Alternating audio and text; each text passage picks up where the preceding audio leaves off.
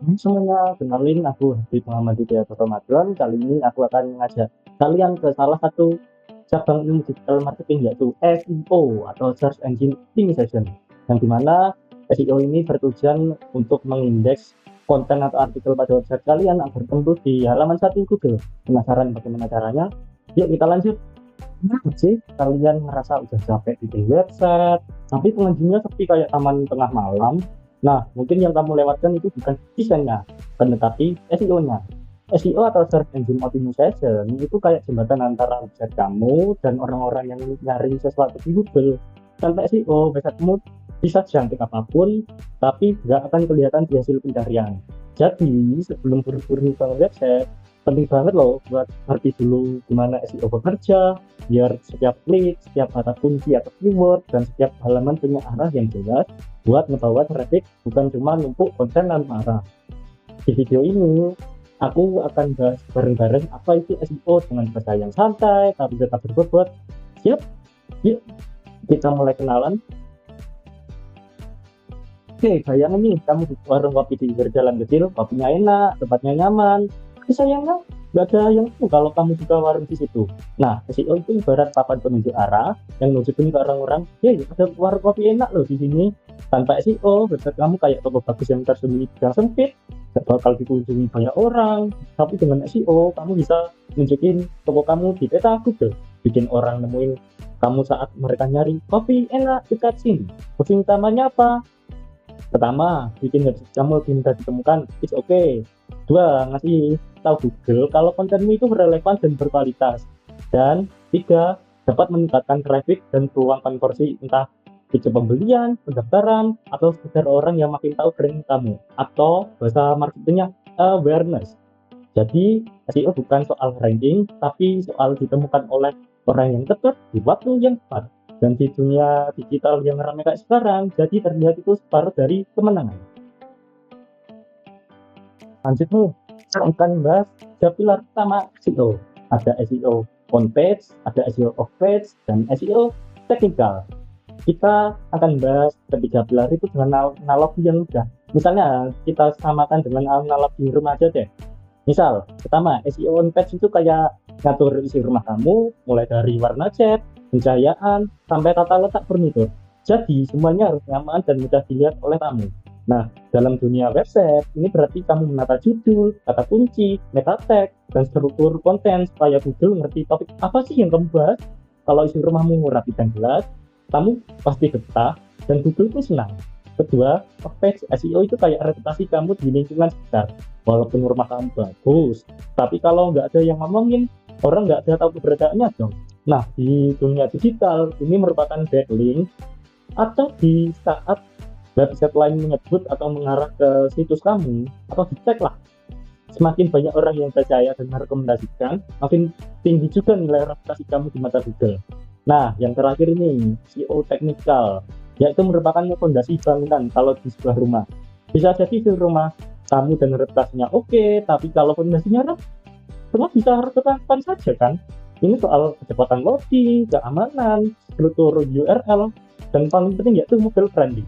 Semakin kuat teknologinya, semakin gampang pula Google menjelajahi dan menilai website kamu. Oke, jadi kesimpulannya tiga pilar ini saling terhubung. On page bikin isi rumah menarik, off page bikin banyak tamu datang, dan teknikal memberikan rumah kamu berdiri kokoh dan aman. Kalau tiga-tiganya kuat, website kamu bukan cuma kelihatan di Google, tetapi juga dipercaya, dikunjungi, dan diingat oleh orang. Oke, kita lanjut ya. Oke, selanjutnya kita akan membahas tools yang wajib diketahui seorang SEO spesialis. Pertama nih, kita mulai dari riset keyword. Ibarat kita riset pasar sebelum buka toko. Nah, kamu harus tahu dulu orang-orang itu lagi nyari apa aja sih, pakai kata apa saja sih, dan seberapa sering mereka nyari itu di Google.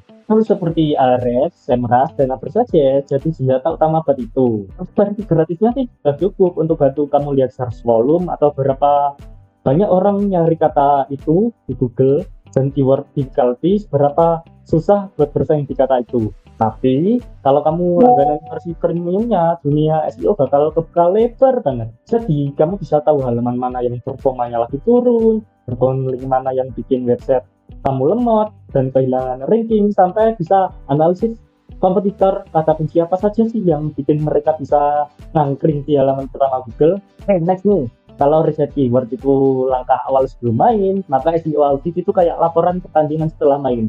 Di sini kamu bisa tahu strategi yang kamu jalanin udah ke arah jalan yang benar atau belum. Lanjut nih, kita ke Google Analytics. Google Analytics itu merupakan jantung analitik dari SEO itu.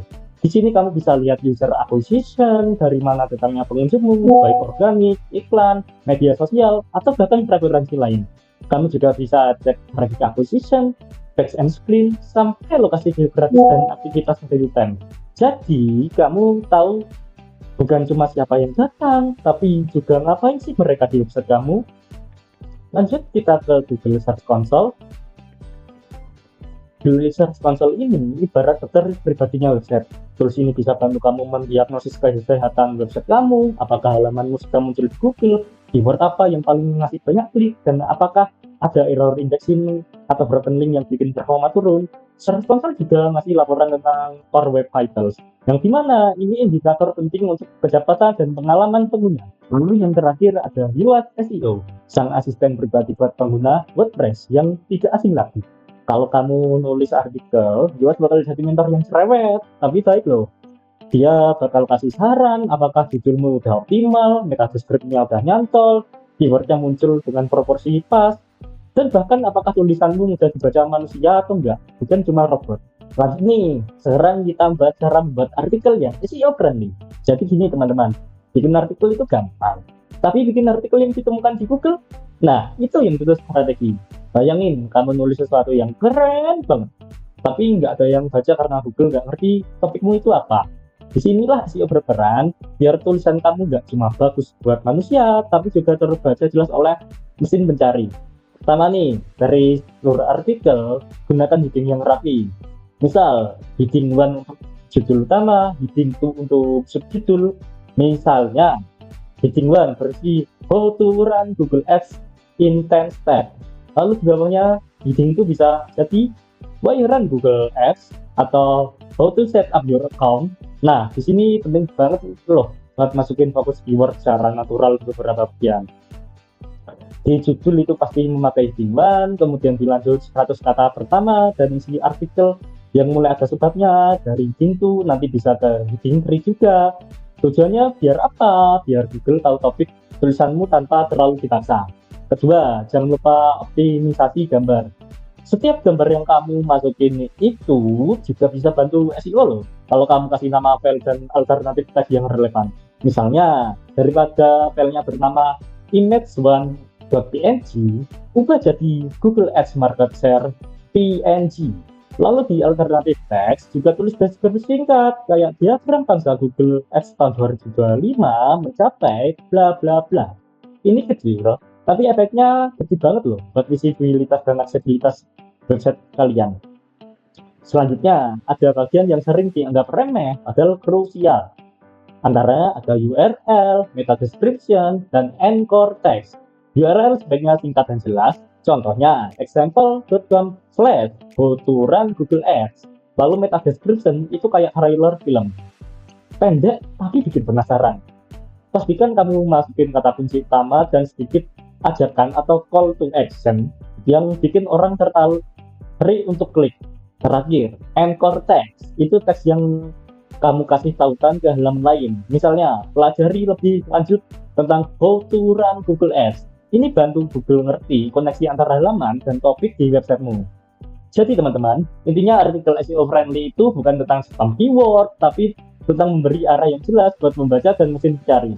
Setiap elemen mulai dari judul, gambar, sampai tautan punya peran kecil loh kalau digabung. Bisa bikin artikel muncul di halaman pertama Google. Dan kalau sampai di situ, kamu nggak cuma nulis, tetapi kamu bikin artikel bekerja untukmu. Nah teman-teman, sekian sesi perkenalan SEO kali ini. Kalau kalian ingin diskusi, bisa ketik di kolom komentar. Jangan lupa beri like and subscribe agar aku semakin semangat membuat konten lain tentang SEO. Sampai jumpa di video berikutnya. Jangan lupa subscribe. Bye bye.